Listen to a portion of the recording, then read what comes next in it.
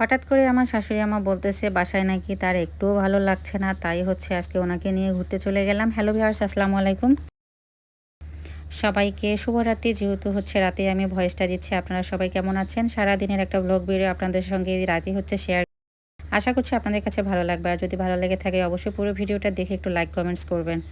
সকালবেলা ঘুম থেকে উঠেই হচ্ছে আমার কিন্তু চা বানানো আজকে বাদ দিয়ে যে রান্না বান্না করতে হচ্ছে। আর সকালবেলায় একটু বৃষ্টি শুরু হয়ে গিয়েছে, তাই বৃষ্টির মধ্যে একদমই উঠতে ইচ্ছে করছিল না ঘুম থেকে। এত সুন্দর ঘুম আসছিল কি আর বলবো। তারপরে হচ্ছে ওই তো উঠে গেলাম, কারণ আপনাদের ভাই হচ্ছে অফিসে চলে যাবে আর আমার ছেলে যাবে স্কুল।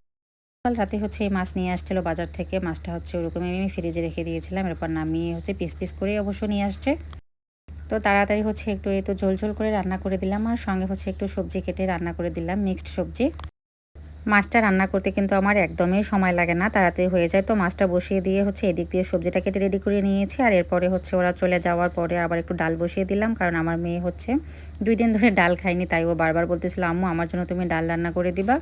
আর বাকি যে মাছগুলো ছিল বাজার থেকে পিস করে নিয়ে আসছে, কিন্তু অনেক বড় বড় ছিল, তাই ওগুলো হচ্ছে একটু করে কেটে ছোট করলাম আর কি, করে হচ্ছে পরিষ্কার করে পানিটা ঝরিয়ে তো ফ্রিজে রেখে দিলাম। আর বাবু ভাই এদিক দিয়ে হচ্ছে আজকে একটা কি সুন্দর কাঁঠাল নিয়ে এসে দিল আমাদেরকে খাওয়ার জন্য।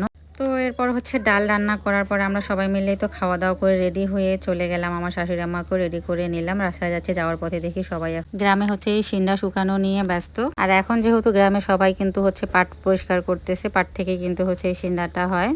আর গ্রামে হচ্ছে এটা আমরা কিন্তু চুলা হচ্ছে জ্বালানোর কাজে ব্যবহার করি। তো এদিক দিয়ে হচ্ছে এই তো চলে গেলাম স্কুলে যাওয়ার পর হচ্ছে কিছুক্ষণ বসে থাকার পরেই হচ্ছে আমার ছেলে বের হলো। তো বের হয়ে ও তো হচ্ছে আগে ঝালমুড়ি খাবে, ওর কিন্তু পছন্দ, ঝালমুড়ি প্রতিদিনেই খায়। তো ওখানে ঝালমুড়ি খাওয়ার পরে হচ্ছে আমার শাশুড়ি আম্মা, আমার মেয়ে ছেলে সবাই মিলেই তো চলে গেলাম আমার হচ্ছে খালা শাশুড়ির বাসায়। আজকে আমার শাশুড়ি মাকে নিয়ে গেলাম তার হচ্ছে ভাইয়ের বাসায় আর কি। তো ভাই বোন সবাই কিন্তু হচ্ছে ওরা পাশাপাশি থাকে। তো ওখানে গেলে সবাই যেহেতু পাশাপাশি সবার সঙ্গে দেখা সাক্ষাৎ হয়, ওনাকে আর কি ভালো লাগে, তো এই জন্যই নিয়ে গেছি। আর গত কয়েকদিন ধরে আমাকে বলতেছিল ওখানে যাওয়ার জন্য। আরেকদিন আমার মামা শ্বশুরের মেয়ে আমাকে দেখে ও খুশিতে হচ্ছে আমার জন্য যে পেয়ারা পাড়তেছিল। আর গেলাম হচ্ছে আমার ছোটো ননদের শ্বশুর বাড়িতে, মানে আমার খালা শ্বশুরই হচ্ছে আমার ছোটো ননদের শাশুড়ি আবার। তো ওখানে গিয়েই দেখি ও নাই। ওকে অবশ্য খুব মিস করলাম, ও যখনই আসে তখনই অবশ্য ওখানে ডাকে যাওয়ার জন্য, কিন্তু সময় হয়ে ওঠে না। আর আজকে যখন আমরা গেলাম তখনও ওর শ্বশুর বাড়িতে ওই নেই। আর ওর জন্য শাশুড়ি আম্মা যে দেখেন কি সুন্দর একটা আলমারি আর হচ্ছে খাটটা কিনে রেখেছে, ওর রুমটা ভালোই লাগলো দেখতে। তো আমার খালা শাশুড়ি দেখেই হচ্ছে রান্না বসিয়ে দিল মাংস। আর ওদিক দিয়ে হচ্ছে পাশে সবার মামি শ্বশুরি খালা শ্বশুরি সবার বাসায় গিয়ে দেখা করলাম। তো যেখানে যাচ্ছি সেখানেই সবাই শুধু খাওয়ার জন্য বলতেছে, এত কি আর খাওয়া যায় এতটুকু সময়ের মধ্যে বলেন।